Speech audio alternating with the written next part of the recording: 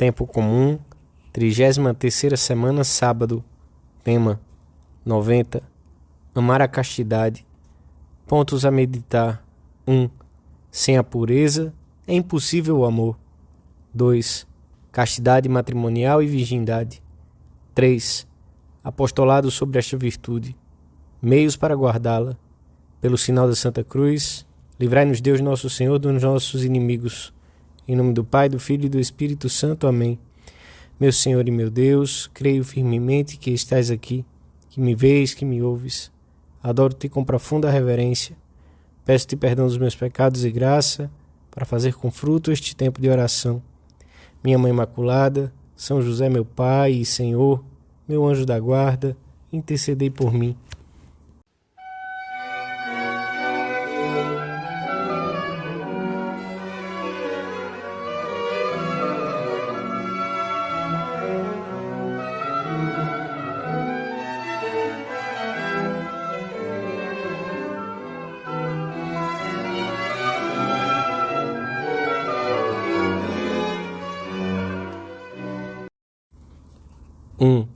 Os saduceus, que negavam a ressurreição dos mortos, aproximaram-se de Jesus e propuseram-lhe uma questão que, na opinião deles, reduzia ao absurdo essa verdade comumente admitida pelos demais hebreus.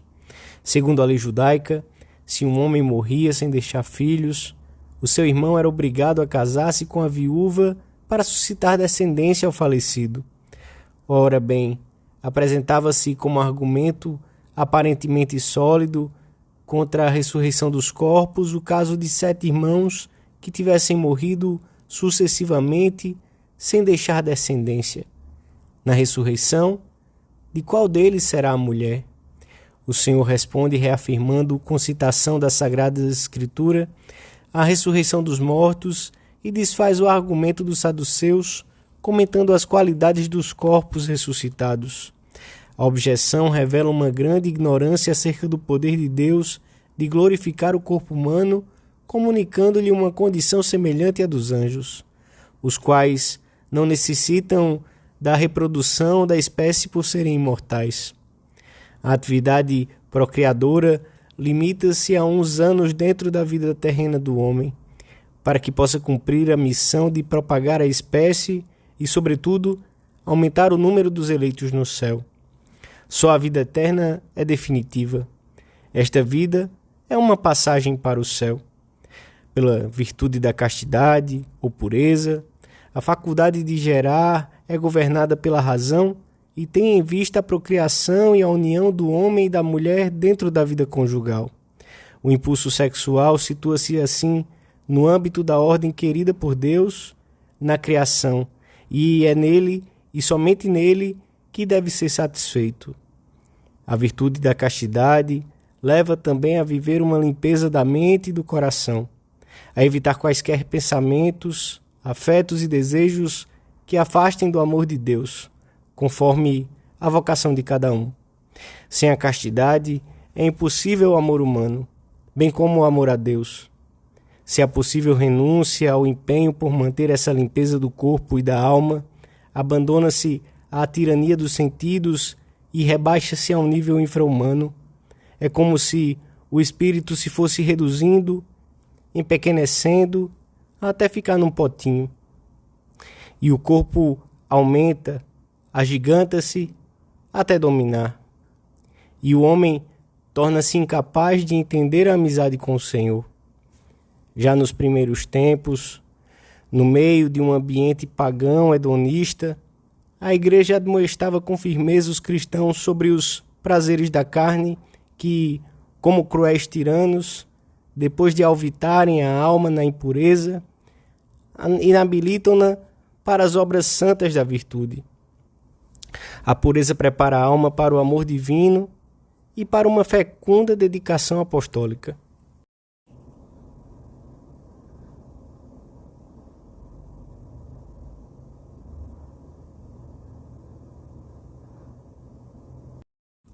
(2) A castidade não consiste somente na renúncia ao pecado. Não é algo negativo, não olhar, não fazer, não desejar. É entrega do coração a Deus, delicadeza e ternura com o Senhor, afirmação gozosa. É virtude para todos que deve ser vivida conforme o estado de cada um. Dentro da vida conjugal, a castidade ensina os casados a respeitarem-se mutuamente e a amarem-se com um amor mais firme, mais delicado, mais duradouro. O amor consegue que as relações conjugais, sem deixarem de ser carnais, se revistam, por assim dizer, da nobreza do espírito e estejam à altura da dignidade do homem. O pensamento de que a união sexual se destina a suscitar novas vidas tem um admirável poder de transfiguração. Mas a união física só se enobrece verdadeiramente quando procede do amor e a expressão do amor. E quando o sexo se desvincula completamente do amor e se busca a si próprio, então o homem abandona sua dignidade e profana também a dignidade do outro. Um amor forte e cheio de ternura é, pois, uma das melhores garantias e, sobretudo, uma das causas mais profundas da pureza conjugal. Mas existe ainda uma causa mais alta. A castidade, diz-nos São Paulo, é um fruto do Espírito, quer dizer, uma consequência do amor divino. Para a guarda da pureza no matrimônio, necessita-se não só de um amor dedicado e respeitoso pela outra pessoa, mas, sobretudo, de um grande amor a Deus. O cristão que procura conhecer e amar Jesus Cristo encontra nesse amor um poderoso estímulo para a sua castidade. Sabe que a pureza aproxima de modo especial de Jesus Cristo e que a proximidade de Deus, prometida aos que guardam um coração limpo, é, por sua vez, a principal garantia dessa limpeza. A castidade não é a primeira nem a mais importante das virtudes. Nem a vida cristã pode reduzir-se à pureza, mas sem ela não há caridade. E esta, sim, é a primeira das virtudes, a que dá plenitude a todas as outras. Sem a castidade, o próprio amor humano se corrompe. Aqueles que foram chamados a servir a Deus dentro da vida matrimonial santificam-se precisamente pelo cumprimento abnegado e fiel dos deveres conjugais, que para eles se torna o caminho certo de união com Deus. Quanto aos que receberam a vocação para o celibato apostólico, encontram na entrega total ao Senhor e aos outros por Deus, indiviso corde, sem a mediação conjugal, a graça para viverem felizes e alcançarem uma íntima e profunda amizade com Deus. Se hoje olhamos para Nossa Senhora, e neste dia da semana, o sábado, muitos cristãos têm-na especialmente presente, vemos que nela se dão de modo sublime essas duas possibilidades que nas outras mulheres se excluem, a maternidade e a virgindade. Em muitas terras cristãs, chamam-na simplesmente a Virgem Maria. E tratamo-la ao mesmo tempo como mãe. Foi vontade de Deus que a sua mãe fosse simultaneamente virgem. A virgindade é, pois, um valor altíssimo aos olhos de Deus e encerra uma mensagem importante para os homens de todos os tempos. A satisfação do sexo não pertence à perfeição da pessoa. As palavras de Jesus, quando ressuscitarem dos mortos, nem os homens desposarão mulheres, nem as mulheres homens. Indicam que há uma condição de vida sem matrimônio, na qual o homem e mulher, encontra ao mesmo tempo a plenitude da doação pessoal e a comunhão entre as pessoas, graças à glorificação de todo o seu ser na união perene com Deus. Quando ao chamamento, à continência pelo reino dos céus encontra eco na alma humana, não é difícil perceber nisso uma especial sensibilidade do espírito humano que já nas condições terrenas parece antecipar aquilo de que o homem participará na ressurreição futura. A virgindade e o celibato apostólico são aqui na terra uma antecipação do céu. Isto não significa que o sexo seja uma realidade vergonhosa, mas uma dádiva divina que se orienta limpamente para a vida, para o amor e para a fecundidade. Este é o contexto, o pano de fundo em que se situa a doutrina cristã sobre a sexualidade. A nossa fé não desconhece nada das coisas belas, generosas, genuinamente humanas que há aqui embaixo. Aqueles que se entregam a Deus com todo o seu ser, sem que intervenha um amor humano no matrimônio, não o fazem, pois, por um hipotético valor negativo do matrimônio, mas em vista do valor particular ligado a essa opção, o qual deve ser descoberto e acolhido pessoalmente como vocação própria. E por isso Cristo diz: quem puder compreender, compreenda. O Senhor deu a cada um uma missão nesta vida. A sua felicidade consiste em cumpri-la perfeitamente com sacrifício e alegria.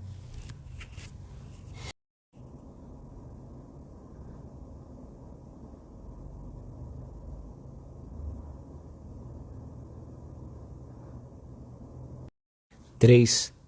A castidade vivida no estado próprio de cada um é uma das maiores riquezas da Igreja perante o mundo. Nasce do amor e orienta-se para o amor. É um sinal de Deus na terra. A continência pelo reino dos céus assemelha a Cristo que, na obra da redenção, fez ele próprio esta opção pelo reino dos céus. Os apóstolos, afastando-se da tradição da antiga aliança, segundo a qual a fecundidade era considerada uma bênção, seguiram o exemplo de Cristo, convencidos de que assim o seguiam mais de perto e se preparavam melhor para levar a cabo a missão apostólica que lhes fora confiada. Pouco a pouco foram compreendendo, recorda-nos João Paulo II, como dessa continência brota uma particular fecundidade espiritual e sobrenatural do homem, proveniente do Espírito Santo. Atualmente, talvez muitas pessoas achem incompreensível a castidade, e muito mais o celibato apostólico e a virgindade vividos no meio do mundo. Os primeiros cristãos, que não eram pessoas consagradas, mas simples fiéis, celibatários ou casados, também tiveram que enfrentar um ambiente hostil a esta virtude. Por isso, um dos elementos muito importantes do apostolado que devemos realizar é o de valorizar a castidade e o cortejo de virtudes que a acompanham, torná-la atrativa por meio de um comportamento exemplar e difundir amplamente a doutrina que a Igreja sempre ensinou sobre esta matéria, que é decisiva para termos acesso à amizade com Deus. Temos que esmerar-nos, por exemplo, em viver até o pormenor as virtudes do pudor e da modéstia na maneira de vestir, no asseio pessoal, ao praticarmos esporte, negar-nos terminantemente a participar de conversas que não condizem com o cristão, repudiar os espetáculos imorais e, sobretudo, esbanjar a alegria à nossa volta, mostrando assim que não somos pessoas recalcadas, reprimidas, mas vemos na castidade um valor de que resultam inúmeros frutos que nos elevam. O ar puro da liberdade, uma maior capacidade de amar, finura de alma, uma generosidade disposta a servir causas nobres. Temos de proclamar ainda, aos quatro ventos, que a castidade é sempre possível quando se empregam os meios que a nossa mãe, a Igreja, vem recomendando há séculos. O recolhimento dos sentidos, sobretudo dos olhos, a prudência atenta para evitar as ocasiões, a moderação nos divertimentos, a temperança, o recurso habitual à oração, aos sacramentos e à penitência, a recepção frequente da Sagrada Eucaristia, a sinceridade com o confessor e, sobretudo, um grande amor à Santíssima Virgem. Nunca seremos tentados acima das nossas forças. Ao terminarmos a nossa oração, recorremos a Santa Maria, Mãe do amor formoso, que sempre nos ajudará a conseguir um amor mais firme, mesmo no meio das maiores tentações.